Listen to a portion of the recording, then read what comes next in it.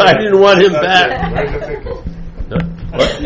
Yeah, the one time you said to me when I was talking to you on the phone, you said, "What do you know that you don't want to know?" Yeah. Or something. Well, that's a good one for relationships.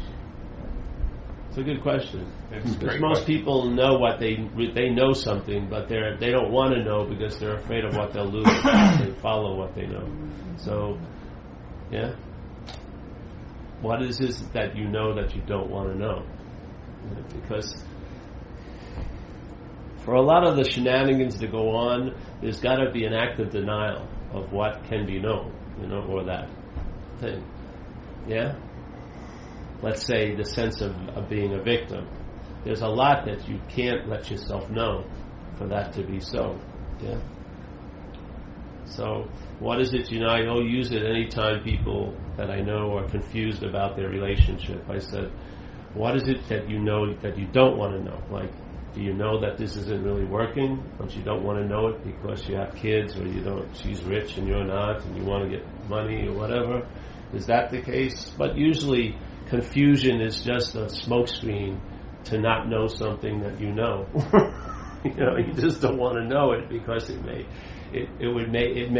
demand action or a response, and you just don't want to do it. So something I learned it's not original. Someone else said it, and I heard it, but I liked it because most cases, if I really sit down, I really know, what it is that's right or wrong in my little setting. I don't have any idea of what's right or wrong, but I know what works for this action figure. So if I follow, let's say in my experience, if I follow the parameters of AA, let's say, I get to be free range. I have a very large life, but I can't be shooting coke up here, today. I could be. I have the ability to. I can't get any in Toronto. Probably take me a couple hours to find some. We're very, very ingenious when we're in that drive, But if I shot some drugs right now, all bets would be off. You know what I mean? Any feeling of thinking you're a stable, solid someone, or a stable, solid no one, if you throw in that influence and you have that proclivity, all bets are off. Yeah. So, and then there's certain things I don't feel are kosher to do.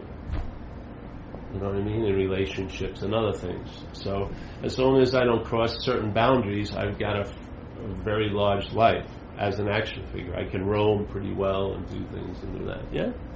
So it's good to know the limitations. Not what you are. You are unlimited. But what is being expressed from there is not. This is very limited. Yeah?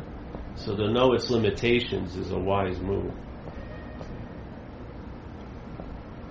And I learned it was very difficult to learn those limitations. I had to get my ass kicked royally. But there was a point where I have the ability to be convinced, and when the information finally hit me a certain way, it was done. I got it. I don't need any more further research. Yeah? So it was almost as if, like it says in this program of recovery, the problem will not exist for you anymore. That's exactly what it's like for me. A problem that seemed to have a dominant effect on my life since I was 7 or 8 years old, I felt irritable, restless, and discontent, now is totally as if there was never even a door. It's just like all there was is it's been walled over. Yeah? Yeah. So that's a pretty good solution when the problem doesn't exist for you. But let's say you want a question there, Rob Hillman? I have a further question to that one. He's a plant, by the way. See? What I'm confronted in my personal thing is I have a lot of hours to speak about nothing. Yeah? So I need to fill it up with certain things. So Rob is here as a plant. Yes. Yes, sir. I thought it was your heckler, but I'll take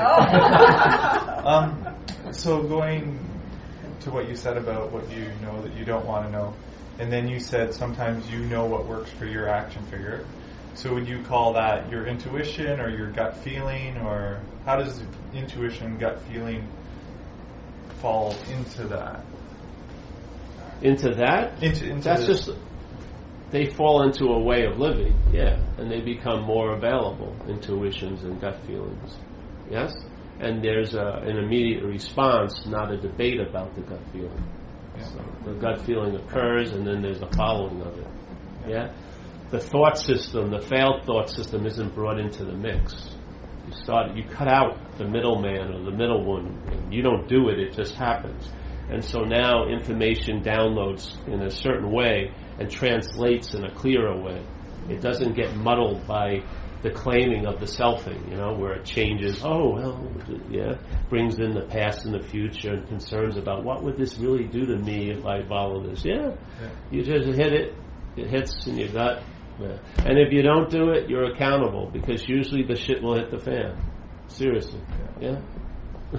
If you get the hit and you hit it, you get it, and yet there's an inclination not to follow it, well, just strap in and get a helmet, because usually shit hits the fan. That's been my experience. Yeah. My life isn't about calm seas jumping up to 1 foot waves. It's like a calm seas to a tsunami. It's not a very subtle expression out here. Things get to be really crescendo type shit happens very quickly, and I've seen it in these people I know in recovery. They go out, and in one day, in this place, in manifestation, it takes time for things to gather together and build. It takes almost no time to destroy. It's just gone in 5 minutes. Yeah? And I've seen it. I just saw it before I left. My friend, whatever, it just gets to be. And then you, in a sense, from where you're seeing it, you can see, hey, this is probably a good idea to follow. And then you see them run into there, and they hit the word but, and then they turn, and then the shit hits the fan. But I believe you don't want to. A lot of times it's a disservice to save people from their bottom. You should let them get their ass kicked if that's what they're really looking for, because it's the best teacher. Really, it's the best teacher. You get to a certain point where enough's enough, and you're sick and tired of being sick and tired. Something can snap, and things go a different way. So intuition and stuff like that just become more available because you are. Yeah. If you rely on a thought system that's based on conceptual ideas, yes, and language, and very right-angled, very, very cause and effect, very linear, yeah, then intuition and gut feelings aren't available often, because this drowns them out. You don't hear the message because it's a subtler message, yeah? You're used to listening to the radio loud, yeah? It's yapping on them. So you miss a lot of downloads that are available. When you lose interest in the radio station, KFOL, you're hearing it now, but it's almost like it's in another room. Then your ability to listen is available for the subtler stuff, yeah? And for me, the subtler stuff is a real quick download, and it's really good. It's concise and packed with wisdom. Yeah? And if you follow it, it's going to benefit seemingly you and others. It really is. It's just, yeah? And it's totally reliable, not because of any hope or faith, but because of its demonstration. Yeah? Either way, if you don't follow it, there's a demonstration, or if you follow it, there's a demonstration. When you don't follow it, the demonstration may be a little more flamboyant, and, a lot of colors and stuff. Usually, uniformed policemen, people. But if you do, but then when you start following intuition, it's subtler, but you have the ability to pick up subtlety. We're dense now. This is a very dense system, the thought system of self-centeredness. It's very crude. It doesn't have much artistic value. It's very black and white. It's very either or, very yes and no. It's a very crude system. It's archaic, first of all, and it can't hold the downloads that are possible. It's sort of like when you get a download, if you try to make it into something, it would be 800 fucking pages. Yeah? If you leave the download alone, your life, the next 800 days is like the pages of that download. If you try to make it something, it's like an 800 page download. You get a giant pack of ideas. But if you let it download, it's 800 pages of living. Yeah? It plays out in your living. You almost read it like a Kindle in a sense. It's playing out in your day. Yeah. So you have to get out of your own way. Get out of your own way to let that. Well, yeah, and it's not even that. You realize there's no your own way, and that's the experience of being out of it. Out of your own way when there isn't one. Really, there isn't your own way.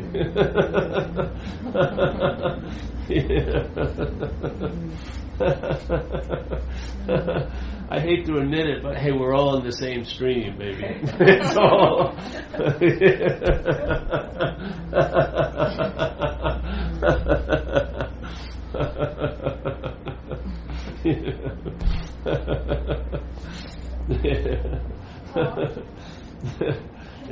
Can I share something about? I guess you are, yeah. Is that okay with you? That's fine with me, I guess. Until I hear it, maybe not. About the intuition, in my experience, some of these deeply ingrained, conditioned thought patterns, which I've been using my whole life to tell me what's up, what's true, they can feel very much like a powerful intuition at times. And so I sometimes I don't know what's up. Well, if you follow them and then you see it, let's say, may produce a lot of chaos or some other thing, you can usually, after a while, tell the tree from the fruit. Yeah? And so you can learn either way. Like in AA, it talks about that. It's like you get this new idea that God is the doer, we're going to rely on that power. And we may make some extravagant, crazy ideas that we're doing God's will when it's not this case, yeah? But those are great teaching aids because you see, yeah, by the fruit of it, it's basically you can tell which tree it came from after a while. So then you have the recognition of it. And again, the faith mind has a lot to do with that. Yeah. With the faith mind is so cool because no matter what happens, it works out. Really. No matter what happens. You cannot believe what happened to me, and I'm still ticking here. It just blows my mind, really. I mean, you have to see that if you talk about self-hate, that anyone who would participate in getting run over twice in one night probably doesn't like himself too much, yeah? And my body is just full of fucking scars, yeah? Tons of things. There was a giant thing going on in here. Some aspect of my selfing had a lot of hate and a lot of guilt and shame for this thing, for, what it was seemingly identifying with. It's just through fucking grace that this thing is still here. Not through any effort of my own. Yeah. So that's an aspect that I've come out of where I have faith in mind. I don't see that you need to be bludgeoned with a message. I see that you just need to be reminded because you have it already. There is an acknowledgement. If you ever had an unspoken yes or an aha or something resonated with you, it usually wasn't 8 hours after an 8-hour browbeating. It was like you were sitting at a meeting and something said and there's an immediate aha, yeah? The aha was there to begin with. Something just tickled it. Yeah? Well, the aha is already in place. Something that's said or a feeling tickles it. But the knowing of it is already available as you. Yeah? But not to you. Not to a you, but as you. Yeah? Yeah.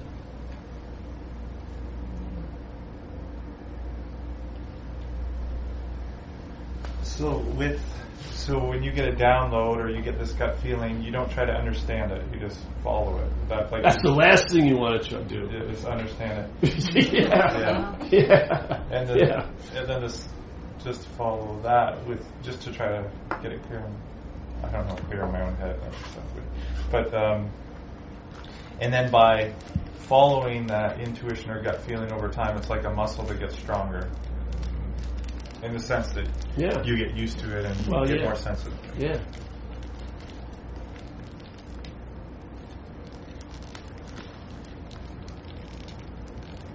Trust and faith, that's right. Hmm? Trust and faith in that muscle. Yeah, but the trust and faith isn't a leap. It's actually from demonstration. You maybe took a leap or thought you did, but then it proves itself to be reliable. Yeah? When you're relying on something that's reliable, you'll know.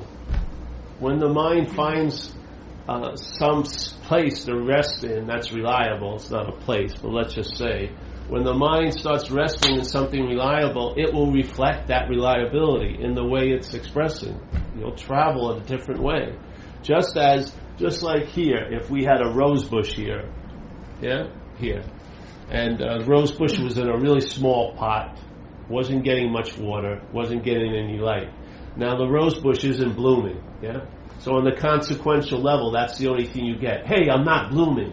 And then you go a riff on why you're not blooming, and it's my upbringing, and my mother and dad, rosebush, they didn't treat me well, I'm afraid to come out, and all like this and all like that. And it sounds really true, and there could be other rose bushes in very small pots with no water who act like healers to other rose bushes and tell them, yes, it's we'll go through your family of origin, we'll get back to the first rose, and we'll see why you're like the way you are, But what would happen if you just take that rose bush and put it in a bigger pot with better soil, put some water in it and some light? It's going to bloom.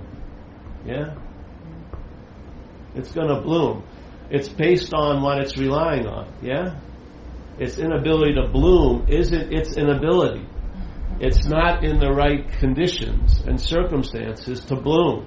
You don't think the mental state is conditions and circumstances? When you're in the condition of self-centeredness, you're in a certain circumstance in there, and you're not going to fucking bloom in a lot of ways. You're not getting enough light. You're getting a lot of yapping and a lot of reasons to be right and everything, but you're not getting what you need. You're not feeling a sense of contentment and satisfaction in and of yourself, not based on what you're fucking doing, but just because of what you are, or your being. If you move that rose bush with its huge story of why it's not blooming and put it into a nice pot, it's going to have to be wrong about itself. All of its fucking stories. Now that's the second point that they run into. The drive to be right can be so profound that it will refuse to let the blooming occur. To be right about why it's not blooming. That's another phase. But first, let's get it into the right pot, and let's just see what happens. So we're just attempting to give the mind the possibility, hey, you can move out of what you seem to be in. Why? Because you're not that. Why you can't entertain that you can move out of it is because the root of this system is identification as. It's sort of not like when I was doing drugs, cocaine, there was not one point where I thought I was cocaine. It never crossed that line. There was always a sense of me doing the drug. I never just became coke. Most of us are starting out from that point. We become the drug. We're taking ourselves to be a long-lasting, independent, separate entity. We are far along in that addiction. We need severe help, in a sense, We're way past the idea of obsession. We entertain obsessions like golf dates, We're having obsessions come and go. Oh, my food obsession, my eating obsession, my this and that, my that and that. They're just coming and going, and they make, drama in one's life. But the identification is so rooted, you never question it. Every time there's any kind of doubt, it's always answered with, well, it's me. It's me. What more do you need to know? It's me. This is just the way I am. Why not question that? You're constantly questioning the look of your body, this and that. You're constantly questioning, where's that God? Why isn't He helping me? Where is the spiritual? If God's everywhere, why am I not bumping into Him? But we're very rarely questioning the me. We're questioning what it should wear or what it shouldn't, or this and that, or who it should live with or not. But the basic thing, am I that? Yeah? Because you can't leave the system of self-centeredness as the system. Self can't get out of self. People in this room who have done a lot of drugs can verify that. I can't verify it with spiritual practices, but I definitely can verify it with drug addiction practices. You can't transcend an imaginary place. You can't leave where you're not. It's an impossibility. That's why it doesn't work. It isn't because you're wrong or you haven't practiced hard enough. Something that promises you to get you out of self has to fail because you're not in self. That's the solution. The solution is it's an imaginary problem. What do I have to do about that? Well, nothing. What's going to amplify that? Maybe many things. But what do you actually have to do about it? Nothing. What will amplify it? Maybe many things. Maybe you'll start dancing. Maybe you'll meditate. Maybe you'll start helping people or work with children. Who knows? And those activities will maybe amplify the expression of what you're entertaining. Hey, I'm not that. Yeah. And maybe while you're entertaining, I'm not that, and then all these new expressions are happening, you get to see all that jungle of I know gets cut down. I know what I'm like. No, you fucking don't. I can't love. Yes, you can. Yeah. I can't be in a committed relationship. You are. I can't stand this. You are. I've never done this. Well, you're doing it now, aren't you? Wait a minute. How could you say you never did this? You're doing it right now. What? Yes. So the brush gets cut. What happens?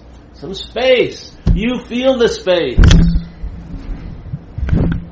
You feel it. It becomes closer to you than your breath.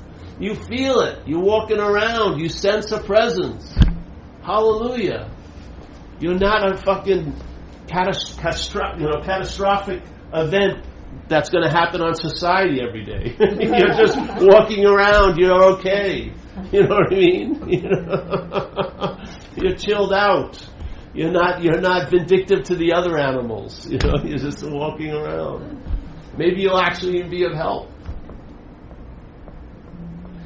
Mind changes, everything changes. Mind changes, everything changes. It has to. Your thoughts creating your reality. Well, they're not creating, they're making it. Because you can't create reality, it already is. There is a reality, but it's not the one we think.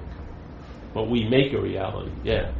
But the Course would always talk about that, create and make the difference. Mm-hmm. The conditional mind makes. It makes up things, makes appearances. The God mind creates. Yeah? Only God mind can create. And I'm not saying you're not God mind, but the mental conditioning makes. So it makes up stories, it makes up ideas, it makes up a reality. But your reality, your visual reality can be changed so simply by changing your sunglasses, yeah? How you're seeing the you and the atmospheric sense of what while you're looking. Every time you're looking can be changed by merely putting on a different tinted pair of glasses. That's how easy perception is changed. So don't take it to be real. Perceptions are not real. They're not telling you the God honest truth. They're manipulated, yes? Yeah. In the Course it would always be projection first, projection of mind, and then the apparatus perceives it. The apparatus perceives it in a state of ignorance, and so it thinks what it's seeing is real and solid, and so is it. Yeah? And so now this is an inner little ball game of things, and no thing is very, very on the periphery. Yeah, maybe I go to church on Sunday or chant or do this, but God isn't rubbing against me all day. I don't feel like I'm sensing any presence of a power greater than myself really all day. It's just all about me. Yeah? Yeah. Yeah. And the thought system, when listening to it, is like you're rolling out the barbed wire for your fence all day. Yes? Your mind's not going to be able to roam into other spaces, entertain other possibilities. While you're listening avidly to the thought system, it's rolling out the barbed wire and you're making a little fence. If, let's say your relationship fence is really small, never going to be loved, I can't be intimate, this and that. Maybe your economic thing is small, I'm always broke, never have money, this. Maybe the possibilities of your creative expressions really small, I can't sing, I can't do this. Yes, but it's going to be small, it's going to be defined. And in that smallness, you're going to look really big. the self will be so fucking big in that little small container, and that's its drive. It's a big God in smaller things. That's what it plays. Yes? This is about, all right, maybe I'm not that, because the center is what's keeping all the periphery the way it is. The center, the self. If I'm not that, what happens? Maybe the barbed wire doesn't get rolled out. Maybe the poster just fucking posts. There's all this space in between. Now your mind, instead of thinking, I was okay and I will be, that's the way I can sense being okay, you are okay now. Yeah? Maybe, I can't wait for that moment next week. It's going to really be great. How about, fuck that. This is the only moment there is. Yeah?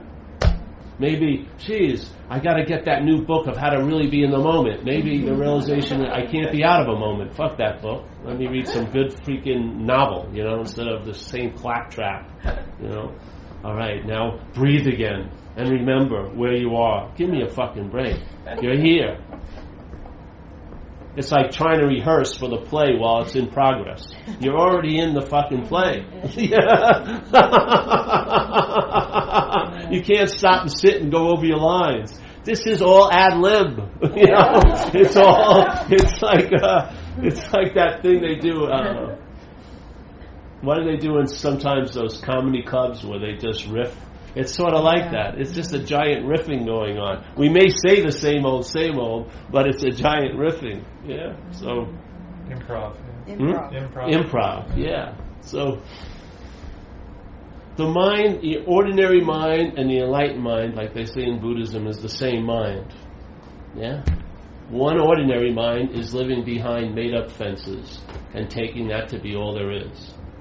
Let's say a liberated mind is not bound by those fences. Yeah? It's roaming. It's entertaining other possibilities.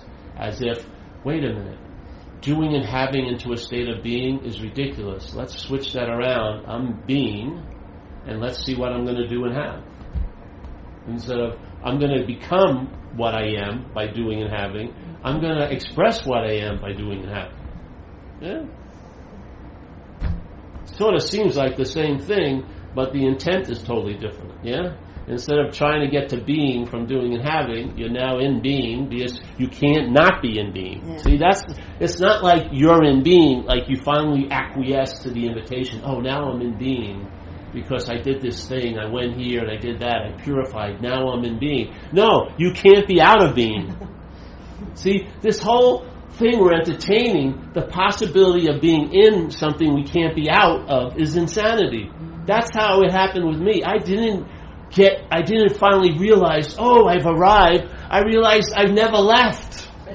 That was the realization. There's nothing I can do that can get me out of what I am. I can't leave this moment. I am the integral part of this moment. Without me, there ain't no moment. Without this, there isn't a moment. So I can't be just, I wasn't really here today. Yes, you were. You were entertaining an impossibility that you could not be here, but it's an impossibility. Well, it sure seems like it's real. To who? To me, exactly. When the me's in place, impossibilities seem possible. When the me drops, you start seeing what's real. Yeah, you say, hey, there is no way what's not happening is happening. Yeah, no matter how much I'm thinking about it, no matter how much I'm feeling my effects of it, it doesn't have any real effects because it's not happening. Yeah, I could be totally flipped out. Someone who isn't buying my story could be sitting next to me. The discomfort doesn't leap onto them. They have total immunity to them. They haven't practiced immunity. They're not hearing it, seeing it, feeling it, and most especially thinking it. They're not into the thoughts of it. So they are in another what's not happening probably. Yeah. So that's why this communication here is so off, because how can I communicate about what's not happening to someone who's in a different what's not happening? It's very hard. Yeah. I really understand where you are, Paul. Actually, they don't. You really feel like they don't, because they don't. Because it's actually not happening. If I was a therapist, I wouldn't have a career. Let's say if I was a therapist who dealt with what's not happening. Every session would take like a minute. People would come in, I go, zip it. It's not happening. Give me $75. And they probably come back the next week. Zip it, not happening. Let me tell you, no, zip it, it's not happening. All right, walk out. Yes? What would happen if you got that once? You wouldn't return to the therapist. It would happen in and of yourself. You would see it's not happening. How hard is that? How hard is it to see what's not happening? The difficulty is to think you're seeing what's not happening. Really? How hard is it to see that it's not happening? It's not happening. I mean, this isn't rocket science. It's just dog shit recognition of some basic facts. I can't be out of, right, what I can't be in, and I can't be in, right, what I can't be in. What was I saying? Oh. I can't be in a moment, I can't be out of a moment, right, because I can't get into a moment because I can't be out of it, and I can't get out of self because I can't be in it. That's like a half of a page scripture, that's it. I would say 98% of what you're worrying about is coming from a field, a mental field, called what's not happening. I'll give a couple of percentage true. Okay? We don't want to hit them with 100 absolute. So let's say 93%. 93% of all the concerns that you're entertaining are coming from a field of what's not happening, a mental field. Yeah? It's an amazing crop because there's no ground. It doesn't need any light. It doesn't need any water. It just pops out of nothing. Yeah? Then it's shipped back to central, which is what's happening now, and then it's dumped into this moment, and now you lose the sense of this moment, and now you're rummaging through past and future speculations. And your mind's totally busy obsessing around itself. Then it gets so bad, maybe you'll have a picnic, and a couple other people will show up, and while they're rummaging around their there and then, you'll be rummaging around your there and then, and this is the closest thing you can get to mental intimacy. They'll co-sign your not happening, and you'll co-sign their not happening, and you'll all be really happily miserable. Yeah. You know? But you'll feel right and vindicated. Someone finally understood me. And the field will go on forever.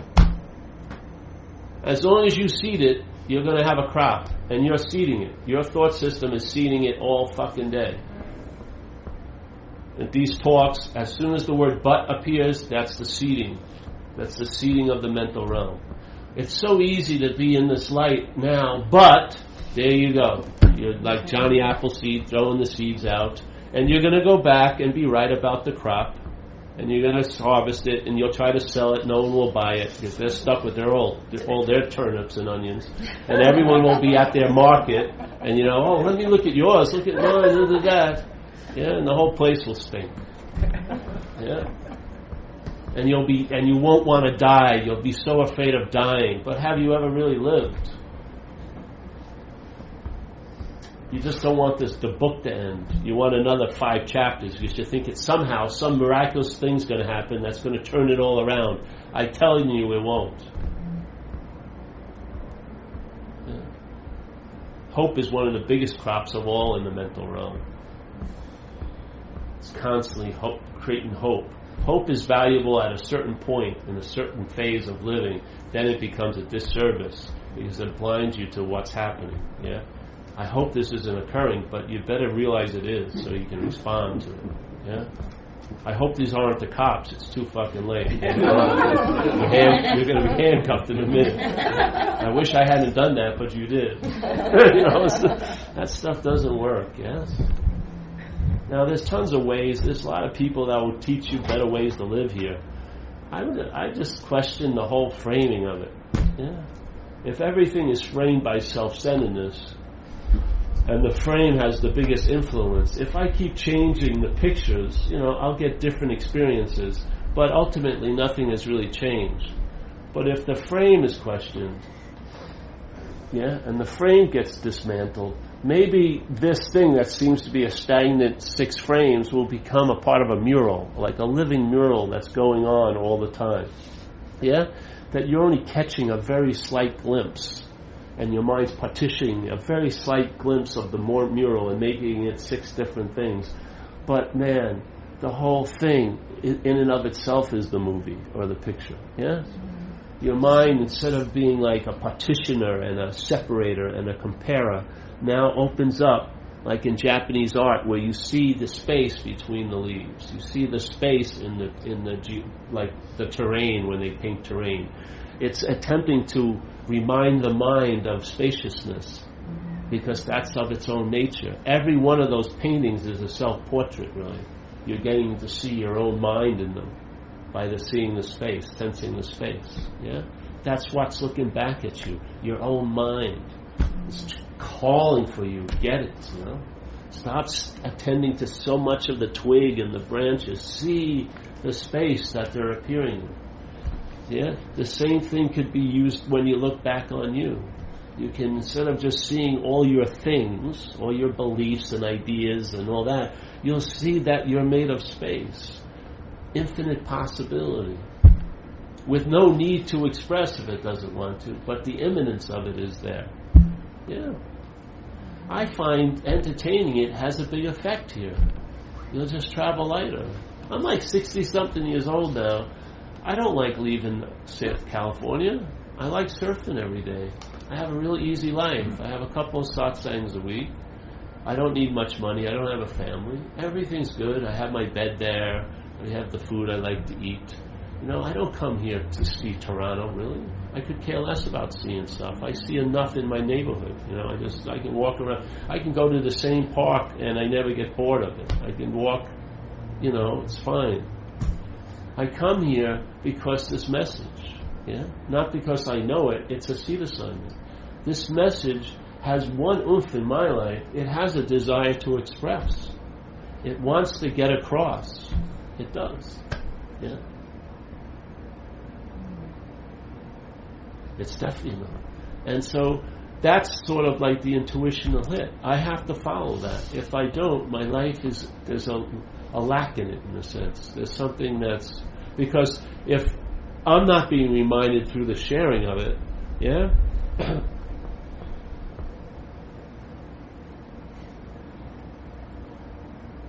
I love the reminder of it. And I don't want to pay to see someone else. I don't want to have to go, you know, where the doorway is, they confront you with a big money. It says donation, but if you don't give the expected amount, there's like a vibe happens, you know? And you have to, like, you can't get in with, there's a big bench, and there's like usually 4 volunteers sitting there. And donations only. You know? I didn't like that stuff. I didn't want to have it put off. Yeah? So wait a minute. Download, I'm going to start sharing about it so that people make it more available to other one. No dies, no lifting up, make it ordinary dog shit awareness. Everything I didn't like about what I was seeing out there, I try to apply in how it's presented now. Yeah? No, just dog shit awareness. Nothing special, because it weeds out the mind. The mind is always looking for mind candy. It's always looking for something that's shiny and bright, that looks like a gem. This is sort of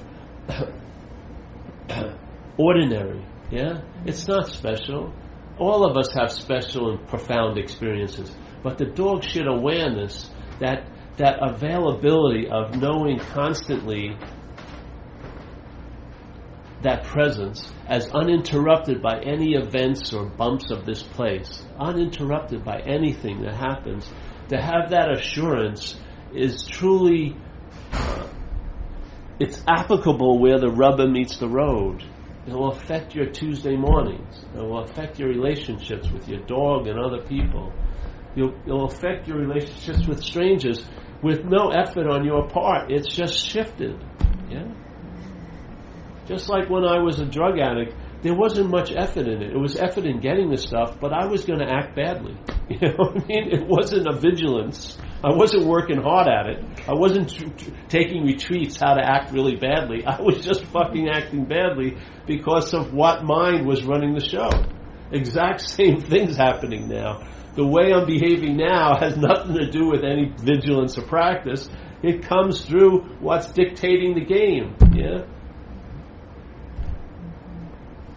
And this aspect of mind is much more pleasant than the other aspect of mind. Seriously. Yeah. I mean, I'm in with this one. The other, this is very, very, this is a very, very, it's like that same thing that was speeding up all the obsession with self, that same attention moved on to a different vehicle is what you call abiding in truth. It's the same energy. It just was put into a different vehicle, that's all. You never needed any more faith than you have. You have tons of faith. The faith manifests by the vehicle it's put in. You have tons of attention. The attention will manifest effects here by the vehicle it's put in. Yeah? If you rely on something that's unreliable, you're going to show agitation and nervousness, a want to blame because you feel you're threatened a lot. You'll be resentful, paranoid, all like that. None of that has to do with you. It has to do with the mind's resting. Yeah? You're just an expression. You're a vehicle for expression. You are not prior to expression. You are not a someone. You are whatever the mind is expressing through. That's how you appear today. Yeah? And I've had the fruit of two different, very different mind systems in my life. I've had a fruit of the self-centered mind system infected with alcoholism.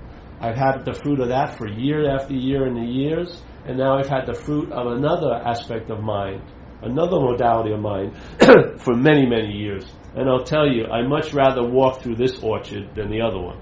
The other one, you're constantly looking because they're really heavy fruit dropping. You're taking a pounding. There's no tree that's safe to sit under because a big fucking boom.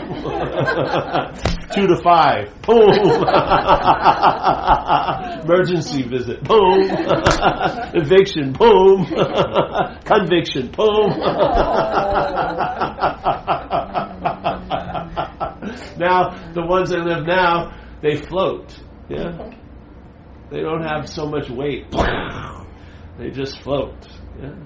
If my mind attracts them, thinking they're true, they float around and get closer. If my mind realizes it's not happening, they blow away. Yeah, same, but much lighter. Yes, much lighter. If I suck them in, they will attract. They will come and start revolving around me. Yeah, they will. Sort of like saran wrap. Saran wrap, if you have one layer of saran wrap, you're still seeing, yeah? If you have 30 layers of saran wrap, you're still seeing, but it's really distorted. That's what it's like. When the identification as the self is in place, it's wrapping the mind in saran wrap. You're literally still seeing, but the best you could say is it's a form of looking called self-centeredness. Yeah? It has really very little, it's not producing or engendering the quality of real seeing, which is clarity and stuff like that. Spaciousness. Yeah. When you were operating as a self, did you feel like you were alone and it was just you against the world, and now you feel like you're not alone? Like, is there that difference? Well, I would say I don't know what I'm feeling all the time now, but back then, definitely, yeah. Well, yeah, you suffer from terminal uniqueness. Mm-hmm. That's one of the major aspects of isolation itself, is that you believe you're terminally unique. So you're not open to having anyone understand you or anything like that, because how could they don't have your thoughts, they don't have your feelings, they don't have your reactions to life. But that was blown out of the water when I went into recovery, because I listened to people share, and it sure sounded like they had my thoughts and my reactions and my feelings around life. And I had to come over to two conclusions: either how did they get my feelings and thoughts, or they're not mine.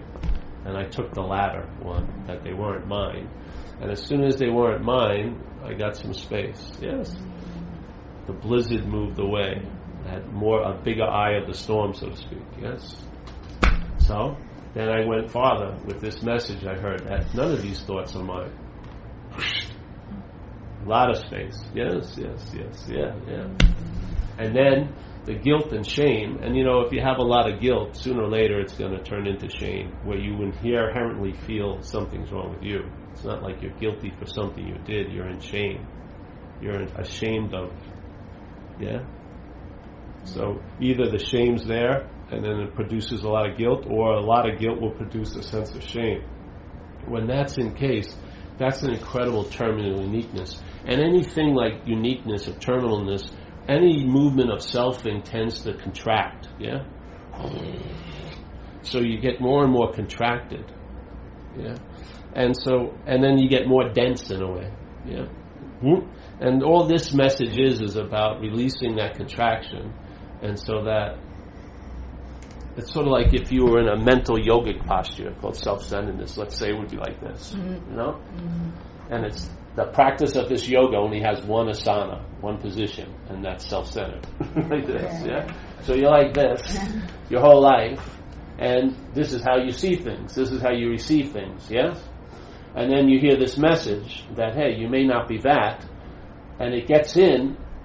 This thing can't get the message. It has to open up. It comes out of the yogic posture of self-centeredness, and it entertains, hey, I'm not that. And by the entertaining of it, it gets a demonstration that it's not that. Yeah? And then there's no going back. Even though if you think you have the habit, you keep moving into this, you realize it's not so, because it's just a posture. It's not my condition. It's not my character. It's a posture. Yeah? It's something I grew into. It's something I took a position, and then it can be untaken. Yes? But when you're taking the position of self-centeredness, its trickiness is its identification as. So when you start listening and attending to that storyline that you're a self, it gets to a point where it crosses a line, and now you are living as that self. That's why when let's say you want to have peace and freedom, it sounds great, but you're entertaining peace and freedom as a self, which doesn't work, because self isn't about peace and freedom. Self is about contraction.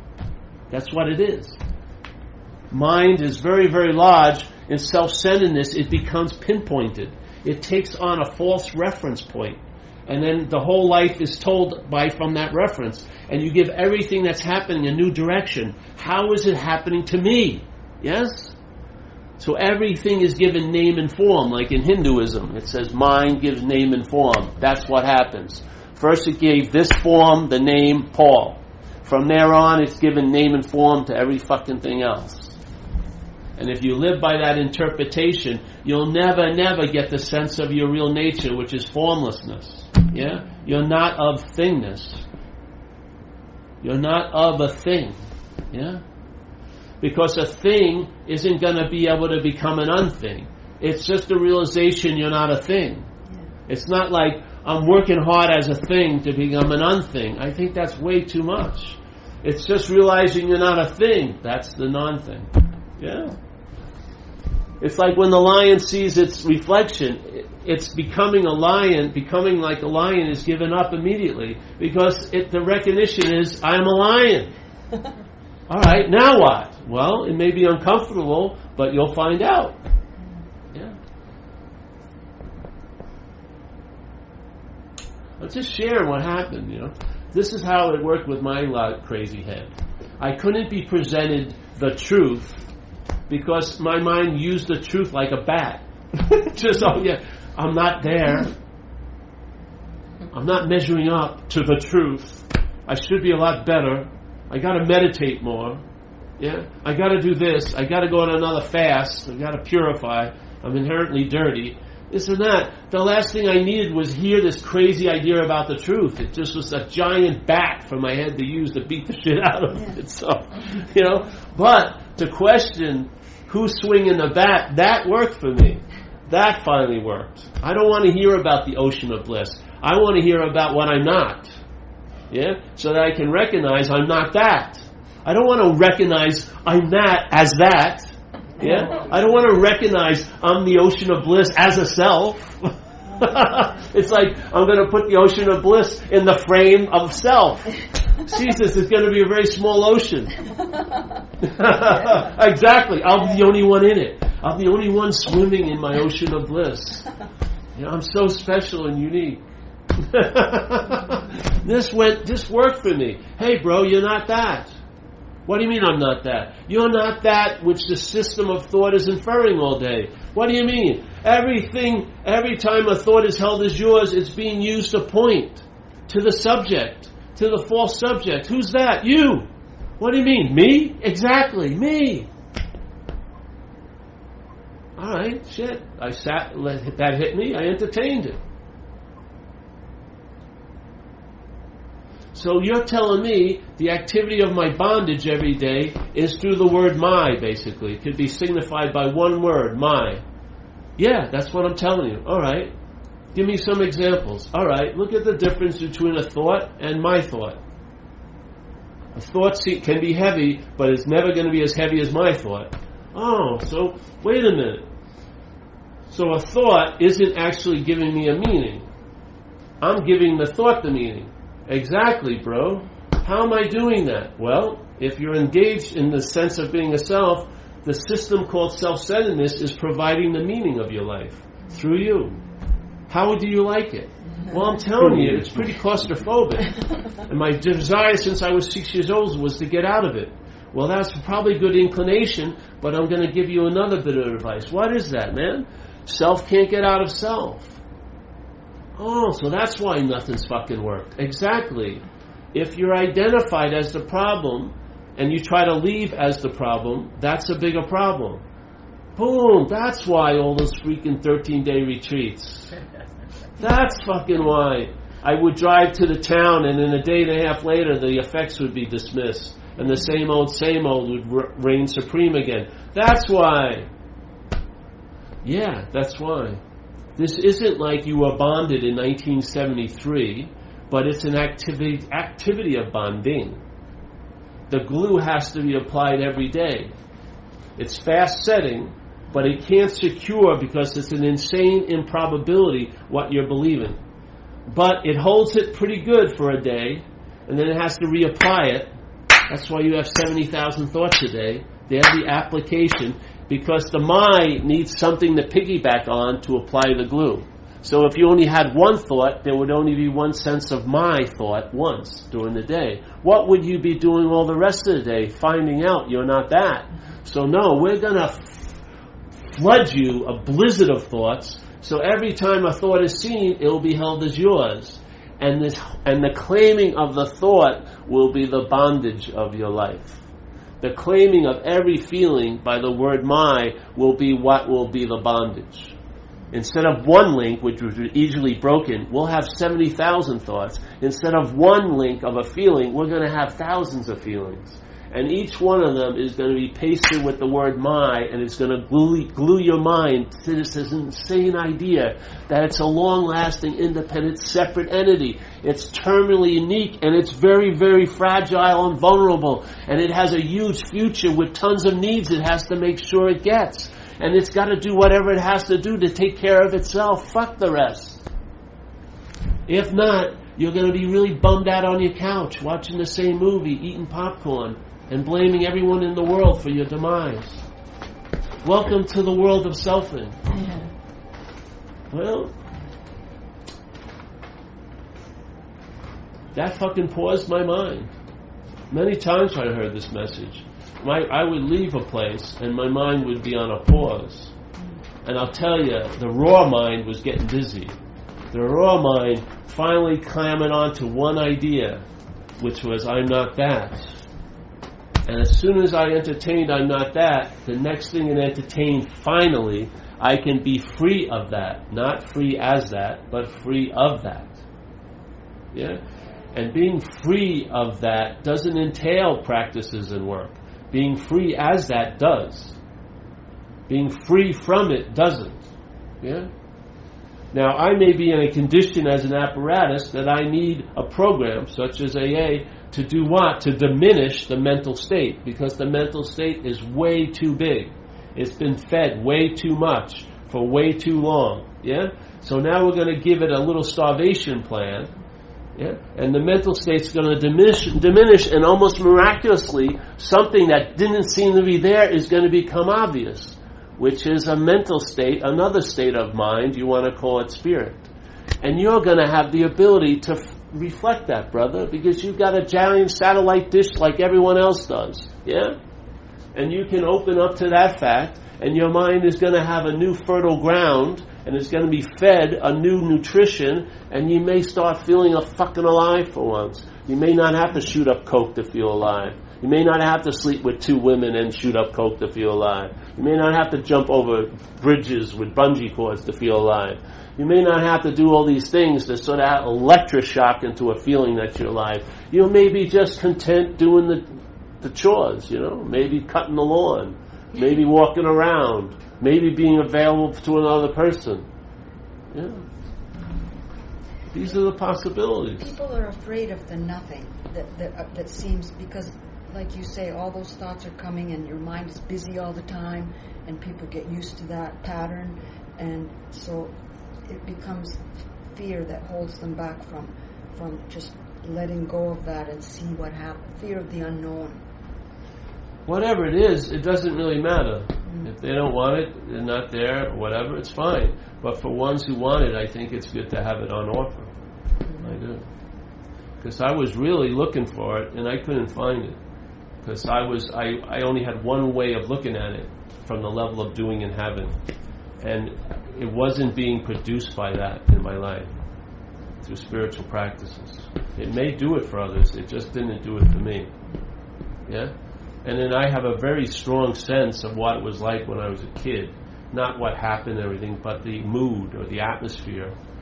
Because I wasn't in an abusive family or anything. And I wasn't working on anything back then. Yeah? I mean, I seemed to be pretty cool without doing much. And I felt like I actually outgrew that and grew into something else. And I had known that there was a possibility. And it's just for me. I mean, it's not like this isn't a draft or a conscription. Yeah? Most people don't want to hear this, and that's fine. But if you do want to hear it, I hope it's on offer for you to hear it. Yeah? Because it saved me a lot of time and a lot of confusion, because I was working really hard to get out of something that I'm not in. And it's much nicer to have that energy used to really enjoy being out. I mean it. I swear. I don't want to spend my whole day working on trying to get into something I can't be out of. And vice versa, out of something I can't be in. I just don't.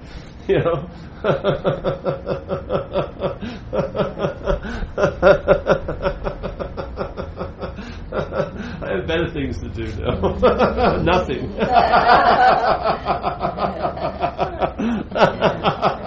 Nothing seems way superior to that, I'll tell you. I'm not going to go on a 3-month vigilant thing to the Himalaya caves with no shoes on to see some guy who doesn't speak the language I know. I'm probably not. And most people I meet aren't, yeah? They're not going to go on a 2-year retreat. They're probably not, yeah? So if they have it in their mind that that's what they need to do to be something where they already are, I'd like to dismiss that shit, yeah? Now, you may be inclined or drawn to do that, that's great. But if it's a requirement, I don't think that doesn't work. I'd like to start with no requirements, and then you'll find out the requirements that are necessary for you, instead of starting with conceptual requirements, yeah?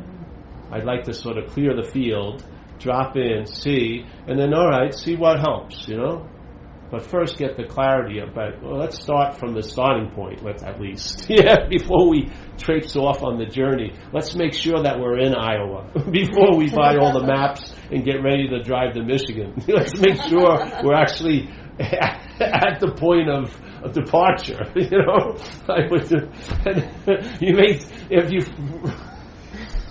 If you find out where you are, the journeys may be much shorter than you think. You may be closer to Iowa than you imagine.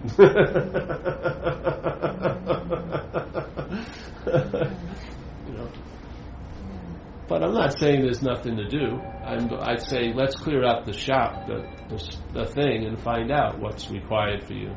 There may be many requirements at first. Let's say if you've got a crazy... Like when I got sober, it took me 3 years before I did anything like meditation or anything. Not because I didn't want to, I couldn't. I was such a wreck, my mind was so agitated, there was no freaking way I could do things that I had been introduced to that I believed worked. Because I had been introduced to meditation when I was younger and Tai Chi. It took me 3 years to do Tai Chi again and 5 years to meditate. I just couldn't pull it off. I wasn't in shape. I had an AA chilled me out to the point where I could entertain what I've heard. Before I could hear it, I couldn't entertain it because my mind was way too agitated. Yeah? It's sort of like if you spent a lot of time just fucking stirring the pot and then you suddenly leave, it's not going to simmer down immediately. Yeah? So my head had been agitated, my life, my fucking nervous system had been agitated to very great heights. Yeah? It took a long time to get, to come down in a sense. So I don't know what requirements there will be for you. Some people there's none. Others maybe one, maybe some more. But it's nice to know what's called on. But to me, I find that out. I know I'm not going to read a book and follow some prescription that was given 2,000 years ago. Yeah. Or maybe I would, but I'm not going to take anything at face value. I need to find out, does that work? And I did. I gave it a good shot, spiritual practice. It doesn't work for me. Yeah. It was leading me, in a sense, away from where I can't be away from. It was really fucking trippy. I mean, my mind couldn't leave there, but spirituality got it to go. First it was drugs and alcohol, that failed, but spirituality still had an enticement. So there, my mind was constantly running after spirituality, and it actually used it in a much different way than, spirituality, the basic meaning of spirituality had. It bound me even more. I had a spiritual identity. It was really fucked. Jesus, talk about arrogance. I was arrogant when I was a drug user, when I had nowhere to come from. Now I thought I had somewhere to come from. I was supremely arrogant. Very insensitive. Practice. But I really like to spend some time with you. I need your support tonight. I don't see me 2 hours from now. You know what I mean? It's such fucking bullshit.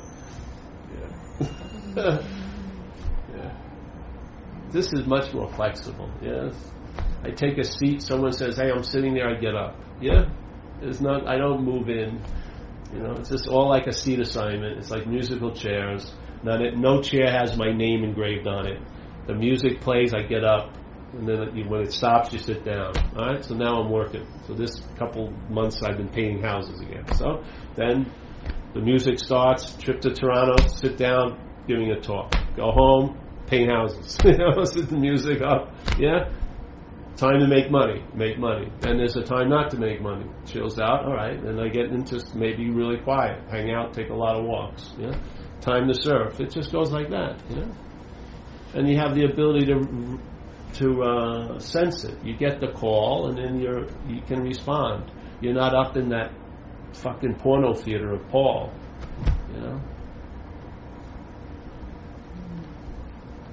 You can accept the invitations of a day because you're available. You're not in the back of the house when the mailman rings the bell and you got to run, and by the time you get there you miss the delivery. No, you're available. Open. Yes. And sometimes you're the deliverer. Sometimes you receive the delivery. Sometimes you're the deliverer. Sometimes you're the mailman. Sometimes you're the receiver. There's no position that's fixed. You're flexible. Your mind is agile. It's not rigid and arthritic and self-centeredness, being right and special. It's agile. I don't know. It's like being a dancer. You're on your toes a lot. You just don't know. I don't know what's going to work for you, if anything will. I'm just sharing what happened with me, with the hopes that will lead you to a point where you can entertain your basic sense of spaciousness and openness, and have a little immunity to all that mental advertising of how important tomorrow is. and maybe just put some attention here, you know.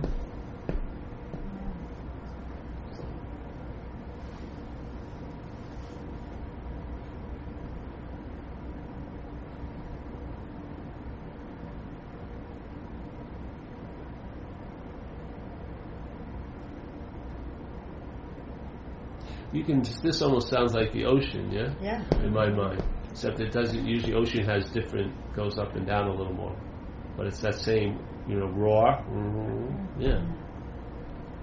So, do you feel now that you're connected to spirit? No, I feel that that's what I am. Yeah. I don't feel any connection to it. You are. If I felt a connection to it, I'd worried that the connection would be broke. Seriously.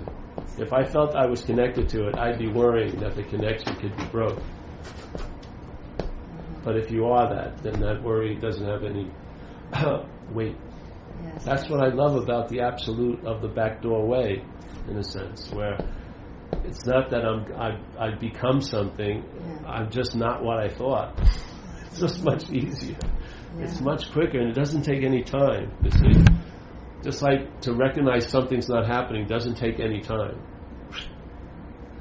Yeah. The timeless, if something occurs in your day that has a timeless feeling, that's a pretty good calling card. I'd go with that, yeah? One of the basic demonstrations of this for me has been the timelessness of the solution, yeah? Mm-hmm. Yeah. Mm-hmm. In other words, it's not structured in time, so it's always available at all times. It's not of time, so it doesn't take a lot of time for a huge amount of download to occur. It can happen in a split nanosecond, because it's not about the bigger the file, the longer it takes to download. It has nothing to do with time. It just downloads, yeah? Yeah. It's just, yeah. I read a really good description of timeless, a way to express the fact that there is no time, where you imagine like one of those blocks with a peg that you put pieces of paper on, and so time is vertical, not horizontal, and every possibility exists on that peg as a piece of paper. Every possible choice that you could make exists. So it kind of ties to what you're saying. You can just pull one out of there instantly, anytime. Yeah. Yeah. You can see that if you're not in self-centeredness, as the basic state, the mind's bigger than that. So you can get a lot of information about other people. You can get information like the typical ones is the person's name comes up before the phone rings and it's them and stuff like that. You start accessing different levels of information because your antenna isn't just keyed into one station, K-Paul, It's more like a dish now, not like a pole. And so it's picking up a lot more information. Yes, yeah, more possibilities, more, yeah. And you can hold it. It's this one download shit. It's sort of like putting a marathon runner in a closet. Your mind can entertain unbelievable stuff. To be enslaved to having to entertain how long my shoelaces are for hours, or how does my nose look, for hours, or are my pants too short, or you know what I mean, for hours on hours. It's like a marathon man in a closet. You want to open the door, let it out. How about imagining the infinite space of clear mind? Oh, that gets me going. Yeah, that's a good workout. Yes, that's a challenge I never get bored of. Yes. How about looking into infinity? You ever going to get bored like that? You ever see when you were a kid and you had that wonder and awe? Well, infinity tends to entice that, Or when you notice the choreography events where things happen that are so coincidental, and you sense the choreography of the whole place, how everything is like a huge dance going on, and just the mind that could entertain that is just mind-boggling, that could sort of participate in that. You get these little hits that just produce a wonder and awe. Yeah? You get revitalized, like when you were a kid. You know, when you're a kid, like we had the baby, Rob's baby. So let's say if you went boo to that baby, you could do it 30 times, and it would have the same, like it was new every time. Or you go to the beach, and you have a Labrador, and you throw the ball. You're going to be throwing the ball all day. It's never going to get tired of chasing that freaking ball. And every time it's wet, it's the same. Us, you know, we do something twice. I'm fucking bored. You know? Jesus Christ. I know that. I know that. I've been loved before. Fuck it. You know, sure. You know what I mean? But a kid, you know, what happened? What happened? You know, what happened to the mind that it got so arthritic in a way that it's so afraid of breaking or being wrong? It just stays so rigid. Yeah. To me, that's not worth living. It really wasn't. That's why I just shot dope, and I didn't care if I overdosed. I really didn't at the end. I was doing monster shots, and I was hoping I wasn't going to come back. You know, I really was. I'm just like, that's what happens with self-centeredness. In alcoholism, in my own, that's why I talk about alcoholism, because that's a set of mind that I'm very familiar with for many years. What it does in alcoholism, and I would imagine most self-centeredness, is it runs advertising, yes, and it leads you to a point of becoming convinced, and the surrender to selfing, just like they say surrender to the spirit, the surrender to selfing is a yell of fuck it. Yeah? You just get a point of fuck it, and then as soon as you say fuck it and you're defeated by the barrage of advertising, it sends in its solutions. All right, let's get on with it. Let's get loaded. Let's have that sex with my best friend's girlfriend. Let's let's quit that job, and I have no other job, and I don't have any money to pay around. Fuck them, you know what I mean? But you hit fuck it, and it's like a surrender, but not to a higher power, but a surrender to a power. And what happens is, it's sort of like it was a jockey, and you were the horse. And now it's been talking, and you've had that jockey on you, and it wasn't a nice ride. So you're not afraid when you see that jockey, but it talks to you in a very consoling voice. Don't worry, it'll be different this time. And it starts doing your hair. Oh, you're so much better than them. Fuck them, whatever. And it's like, oh, she's out to get you. Yeah, whatever. And then suddenly it puts its leg over you, and you're like, whoa! But it's on you. As soon as it's on you, it's not trying to convince you anymore. It's living as you. It's using you for transportation. Yeah, and there's no debate if I should go to the 7-Eleven and buy that vodka. You're at the 7-Eleven buying the vodka. It's fucking over. Yeah, what I mean? You're possessed. This is what's happening. And there's no human power that's going to stop that possession. But a power greater than self, in other words, a modality of mind that's greater than that modality, will put that modality in its place. Yeah? You're not going to convince, that modality is very parasitic, you're not going to convince the snake not to bite you. It's not going to work. You're not going to convince that the leopard or the leopard to give up its spots. It ain't going to do it. Or the jaguar, whatever, yeah? But you're going to have an immunity to it because now you're going to be connected to a power greater than it, yeah? So you'll have immunity to its advertisement. You'll have an immunity and you'll never get close to the fuck it. Yeah? And in a sense, day to day, it will look as if the problem doesn't exist for you anymore because it won't have any power over you. Yes? And the power it had over you was yours that was given over to it through identification. Now we're not buying that, so the power is staying here, yeah, and not being given over to it. Once it gets the power, it plays God with it. Yeah? But if it if it's not given the power, it can't play God. All it is empty advertising. Yeah? It can't make you do anything. You have to realize, alcoholism does not pick up the drink. It doesn't have an arm. It gets its fuel through you. Yeah? It has to convince this to pick up a drink. Against all evidence contrary to the wisdom of that. That's what it does.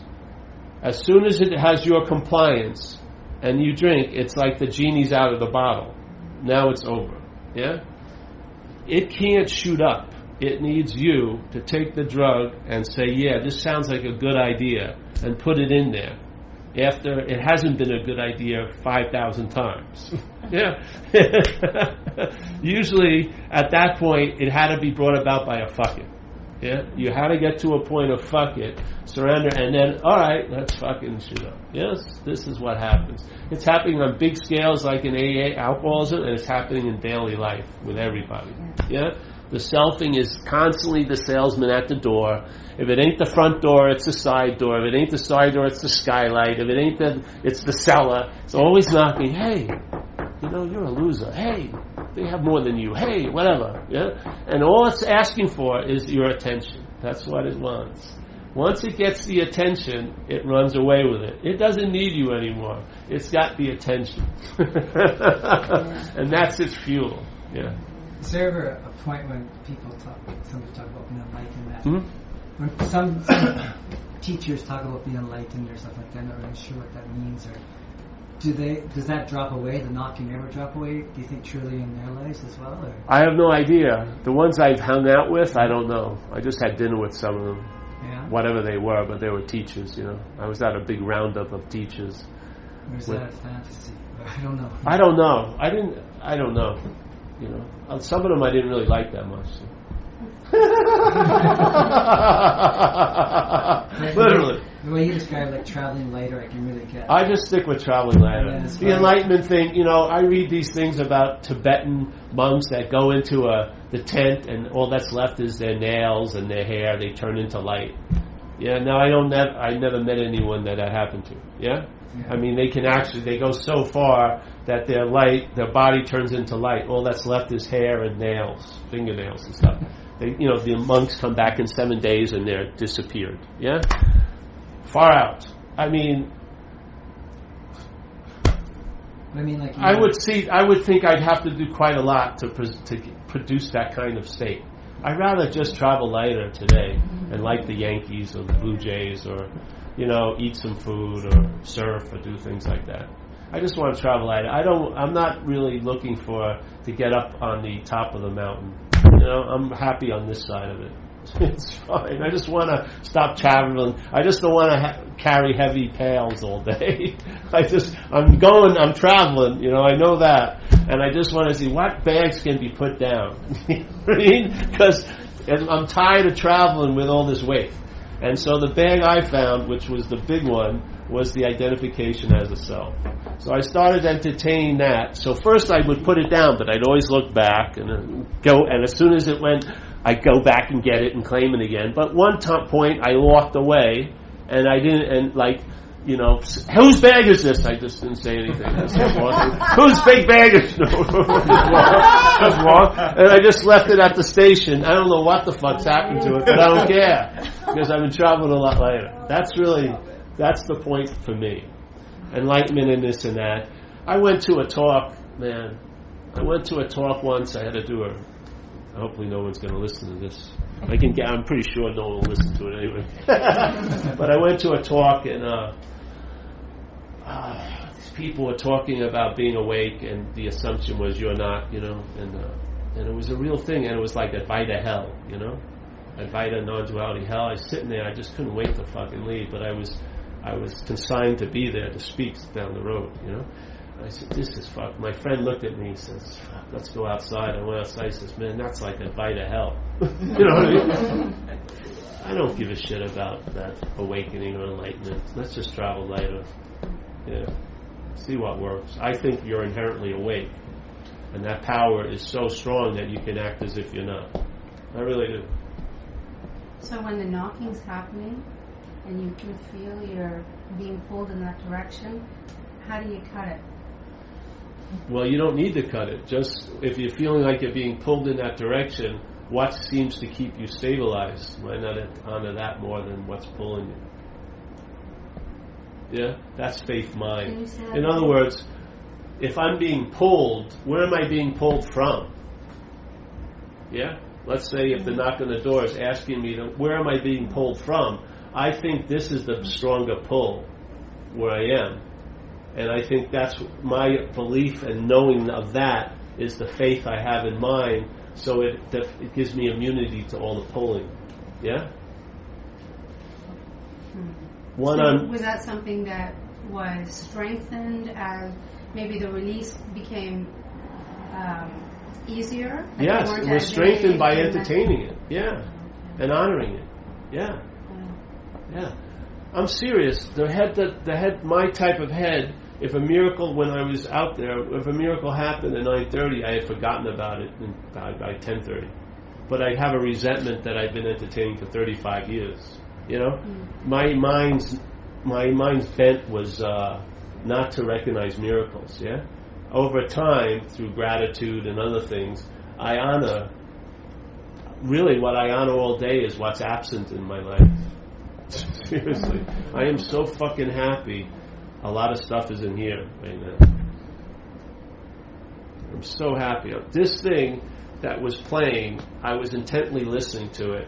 I took it as a drama. It was serious. It was so fucking painful. Now it's like a Comedy Central playing in another room. It's hilarious to me. It's hilarious what this thing comes up with. It really is. So the difference is just where I'm hearing it from, you know? It's not what I'm hearing that makes the difference. It's where I'm hearing it from. So if I'm, in a sense, I hear it now, but I'm not listening to it. Before, I was intently listening to it. Yeah. Yeah. So why not honor the place you think you're being pulled from? When you realize you can't be pulled from anywhere, everywhere, then you realize the whole feeling of being pulled from is a joke. It's just it's another one of those impossibilities that are made possible by the selfing. Yeah? My mind works good with absolutes. That's what happened with me. I got convinced, thoroughly convinced. It's like a done deal. My mind, it's like that thing I shared yesterday, you weren't here, about my lovely gray shirt and red pants that I thought I looked really cool on. Yeah. When I was shown that they were magenta and pink, I never saw them to be red and gray, red and gray again. They were magenta and pink. That's all I needed. Someone to say, hey, Paul, that shirt's pink. So it was like, oh yeah, you're right, and that was it. I never went back in and, is that shirt pink? No, it was gray. It was pink. It never had been gray. That's what it's like.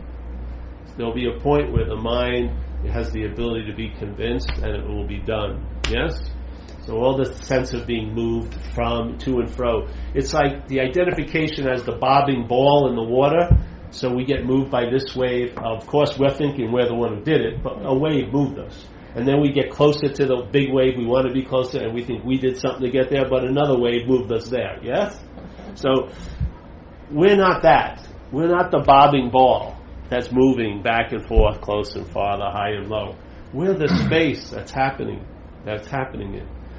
We're the unmoving space. Yeah? If you can entertain that possibility, and for me it coincided with entertaining what I wasn't. That's what the absolutes of what I am became dominant in the way I travel. That's what's worked for me.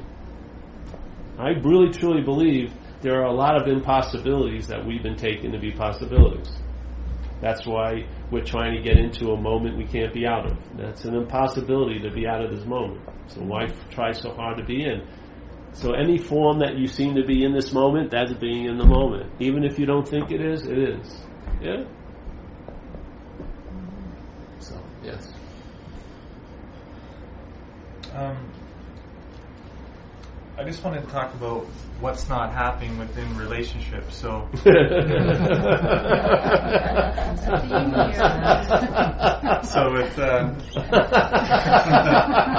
not here. You're okay. This is just an hour long. Yeah. No. So, like if you're on the streetcar, let's say, and there's a person that's got mental, emotional problems, and they're saying, sky's falling, and and they're going on, then you can just kind of get off the streetcar and ignore it. But let's say you're in relationship, and as you said earlier, that you can easily identify what's not happening in another person, that's not happening. And sometimes it's harder to see you talking about this. So how do you handle that? If, let's say, not someone that comes to the gatherings here, because it's easy, it's like, that's not happening, and everyone's like, oh yeah, that's not happening, and they accept it. But when you're in that relationship, like, tire hits the road and you're with your partner and they're going off on something that's not happening. Well, And, in like, that how sense, do you hold that? for me, in that sense, hopefully love will override all. Yeah. My girlfriend has her little tweaks, and just hold the space. So you just, You know what I mean? so you have a sense. Well, that's not happening. Well, you My know that's girlfriend not- can't navigate at all. Yeah. She can't navigate. She drives, but every time she leaves, I can't believe she made it home. Seriously. How did she do it? Because when she's with me, she can't drive. She can't navigate, yes? She stuff like that. That's just part of her. Yeah. So, just hold the space for her. We have fun about it. It's hilarious to me. Because I'm really, really surprised when she gets home and she calls me, I'm like surprised to hear from her. So I thought, how could she make it home? It doesn't seem like she could get from one, like, I'll sit at a cafe and she'll go in to get something. I'll be parked right outside. She'll come outside, look at the car, see it, but go the other way. And every time when she's confronted with a choice when it comes to geography, she always goes the opposite way. And I watch her. And then sometimes I'm going to let her go for a while. And then, no, I beep the horn. Hey, Deb, come back. But she does. It was like she comes out, looks right at me, but she thought it was we were going to be in her car, but we were in mine. So she didn't recognize. And she's like, and I go, Deb. I mean, from some point of view, that could really infuriate a person. But I find, I just fuck it. What are you going to do? Yeah, that's kind of quirks of. That's like kind of quirks of. Oh, so something that someone does that bothers you. Oh. Yes, obviously. But I don't want this to go into therapy. But I will therapize you, brother. I will therapize you. It's a very practical question for my own suffering. My suffering. So they're going off on something that's obviously not happening. Like Yes. multiple things. And you take it upon yourself to say something. Well, I'm like, should I say something? Should I just recognize it? Like, I'm in this dilemma. Saying something doesn't work most times. Yeah. But like at some point you start to realize yourself, okay, that's not happening in my life. You watch your mind and so forth. And so you start to identify it quicker. And then you have another person that's talking to you that's doing that same thing, but now it's like you can't tell their mind to shut off. You can't have awareness for them, right? So what do you feel is the right thing to do? I try different things, Well, which one seems to work the best? I can't say I have a solution to it. Doesn't mean a solution, just something that's workable. I just kind of do whatever in the moment. Sometimes it has different reactions. So I'm telling you one thing, like always saying that it's not happening is not useful. Sometimes saying it's not happening is useful to create awareness for the person. You can say it's not happening. That's Sometimes. good. But if you're always saying not happening, that doesn't work. Well, it matters. See, it's how it's what it's delivered in. If there's anger, it's delivered in. That's the primary language. In other words, between a person, two people, in like intimacy, there's an energetic bonding pattern. That's the primary language. Yeah. When you're speaking about something and some of that's being expressed, that's what's getting through. Irritability, annoyance. She's not going to hear stuff from you probably. Like Deb will come back to me and say, I heard this wonderful thing, and it was actually a quote unquote, of mine that someone else was using at a meeting, but she would never hear it from me. But when she hears someone else say something I said, oh, it was unbelievable what this guy said. I said, oh, yeah, far out, But she's not going to get it in that thing from me. That's not our energetic bonding pattern. Yeah. We feed each other another way. Yeah? You got to see even though it seems to be the least thing you notice, it's the most influential thing is the energy. So the energy. So sometimes what the person is asking for, you may not be able to decipher. Maybe just hold the fucking space. Yeah? I mean, they have a hard enough being who they seem to be. Why not let them be who they seem to be in your realm? Yeah? Because that's sometimes what's really being asked is permission. Because a lot of people are shut down. Their mind is played judge, jury, warden. And they're on their own hook. And sometimes with a loving relationship, they can be allowed to come off that hook and see that it's okay to be off that hook, because they can't get it from themselves yet.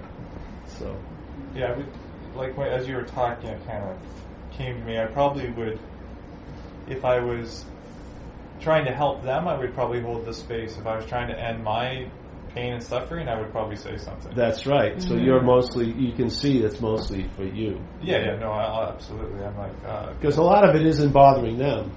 No. You're the one that's bothered. Yeah, no, I'm irritated. Yeah, well, I think that's pretty good. Yeah, you just so ask who it is that's bothered. Who is it that wants to set the record straight? You know?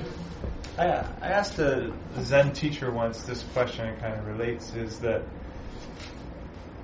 you touched on it a little bit earlier about letting people hit rock bottom. So my nature would be to kind of save people. That would be my nature, to try to save people. And so I asked them, knowing that my greatest suffering or pain has been my greatest lessons and been the most helpful for me. So initially when you would see a person suffering, you'd be like, because you're suffering, it hurts you, so you don't want them to hurt. And so I said, well, how do you know when to step in and when not to? And part of it's just this gut reaction. But he said, if you're doing it to end your own suffering, then don't do it. If you're doing it to help them end their suffering or lessen their suffering, then do it. That was his sort of... I don't even have any of that, by the way. I've just learned, I guess, from hit and miss with AA, but I just get a sense because I've worked with a lot of people in recovery, and some people, I'm not saying it's not good to help people, keep them from their bottom. I'm saying some people. No, that's what I'm saying. Yeah, because sometimes they're hell-bent, something, and let it go. And it's the best teacher out there. Yeah? And actually, I lost a lot of respect for people who kept enabling me. Who kept appeasing me. When I throw my tantrum, they give me what I wanted. I kept them hostage in a way. I kept extorting them in a lot of levels. And when they would keep giving in, I lost a lot of respect for them because I had already lost all the respect for me. I felt like it would, someone should have just put their foot up my ass, You know what I mean? And then finally they did. And that's what, it helped me a lot. But so when I look at others, I can read sometimes the same situation. And, what worked for me is when people said, fuck you, Paul. Like my sister, I called her up from prison, from jail, and wanted her to bail me out, and she said no. And I was and I was really pissed about that, but that helped me because it let the play proceed to the final chapter instead of having it, called off and then start the play again. It played out, and then I finally could come off the stage. The show was over. I could surrender and give up, but I had to go through a big ass kicking, huge one. And I see it when I read people in AA. Sometimes people see me and they have this little pearl that they've built an oyster, like a oyster around a hard shell that they're going to go out. So while I'm talking about sobriety and stuff like that, they're just sitting there, and I can sense they're going, I can't wait for this guy to shut up because I'm just going to go. And I said, well, why don't you just go now? If you prize that possibility that you can get loaded again, go ahead. Spend that treasure and see what happens. It's much better than listen to me. And I'm not going to talk to you anymore because it's fucking bullshit. So go ahead. See you. That's what I mean. It's not a cookie cutter thing. You just sense it in the moment. It's like Jesus said, don't throw pearl before swine. It's pointless to be sharing something that the person doesn't want to hear, or they're already hearing something while you're talking. Fucking let them have it. Who am I to stop them from having that? So it's not. There's no. I don't believe there's any form in any of this or any rigidity of what you can do. It has all the feel of what's happening, and then wisdom comes in, and then a dance gets set, and you dance a certain way with a certain situation. And after a while, this dances go well for quite a while. You have faith in that choreographer. You have faith in it, and so you don't even question, is this something I know or not, or am I being helpful or not? I don't look into my intentions much, really. Just follow the gut and see how it goes. Yeah. I don't know. I think it's more of a paring down and it becoming economized. You'll be amazed at what can drop off you. Like levels of stuff that you didn't even know were there. You know them when they drop off. Yeah, you know them by their absence. Same thing with selfing. You truly know selfing by its absence.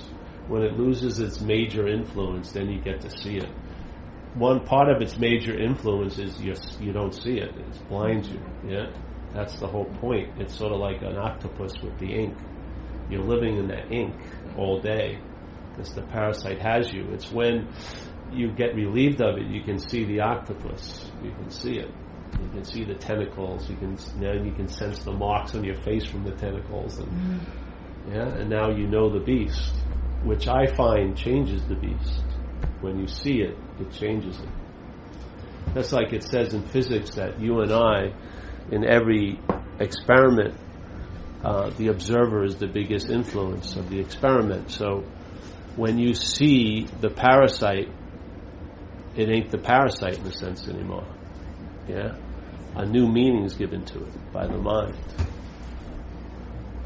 When you're seeing from it, you don't know it. So, hey, I think we'll end, right? We'll end for a little while. Eat. Yeah. Yes, have we reached the time quota? Yeah, we're almost there.